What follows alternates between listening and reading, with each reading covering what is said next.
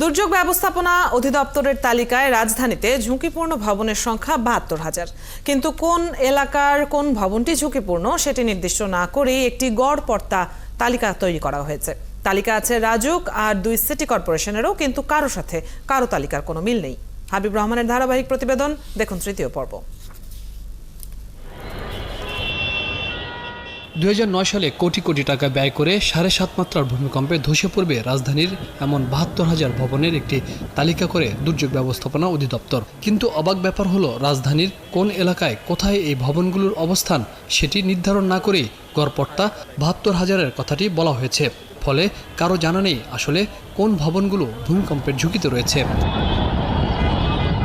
রাজুকের ২০১৬ সালের তালিকা বলছে রাজধানীতে অতি ঝুঁকিপূর্ণ ভবনের সংখ্যা ৩২১টি। ২০১১ সালে গৃহায়ন ও গণপূর্ত অধিদপ্তরের জরিপ বলছে ঢাকার ২১৯৩টি সরকারি ভবনের ৫৯%ই ঝুঁকিপূর্ণ। ফায়ার সার্ভিসের জরিপে ঝুঁকিপূর্ণ ভবনের সংখ্যা প্রায় ৫,০০০। এক এক সংস্থার এক এক জরিপ আসলে কি বলছে? ওইটাই সিডিএমপি, ওইটার আওতায় ট্রেনিংটা হয়েছে, বাট ২০০৯ এই যে ১৩ বছর ১৪ বছর ওরা কিন্তু নাই। পুরো ঢাকার তখন ৩ লাখ বিল্ডিং 10টা চেক করছে। তখন যদি সিডিএমপি না করতো আমরা কিন্তু এখন বলতাম না যে ৭২,০০০ বিল্ডিং, কিন্তু রাফলি দেখেন ৩ লাখের মধ্যে ৭২,০০০ কিন্তু 25%। সিডিএমপির প্রেডিকশনটার মধ্যে কোনো ভুল নাই, কিন্তু যেটা হচ্ছে কি বিল্ডিং ওয়াইজ চেক করা হয়নি। এই প্রকৌশলী বলছেন, কেন একটি ভবন ঝুঁকিপূর্ণ বলা হবে, এর মানদণ্ডই বা কি হবে তা স্পষ্ট না করেই অতীতের এসব জরিপ হয়েছে। ভূমিকম্পের ক্ষেত্রে ঝুঁকিপূর্ণ ভবনের নানা সময় তালিকা হয়েছে এবং বিভিন্ন প্রতিষ্ঠান এই তালিকাগুলো তৈরি করেছে। প্রত্যেকটি তালিকা তৈরি করার সময় তারা নিজস্ব কিছু প্যারামিটারকে বিবেচনা করে তারা করেছে।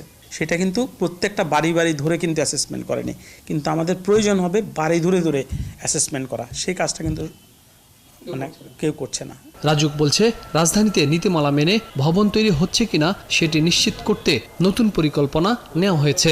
স্ট্রাকচারাল ডিজাইনও জমা দিতে হবে এবং সেটাও আমরা ভ্যাটিং নেব, নিয়ে এটা স্ট্রাকচারাল স্ট্রেংথ বা এটার বিধিবিধান অনুযায়ী হয়েছে এই মর্মে নিশ্চিত হওয়ার পরে প্ল্যান পাবে। রাজধানীতে বিধিমালা ভেঙে তৈরি প্রতিটি অবৈধ ভবনের পেছনে কারো না কারো দায়িত্বে অবহেলা আছে, তাই সংশ্লিষ্টদের আইনের আওতায় আনার কথা বলছেন বিশেষজ্ঞরা।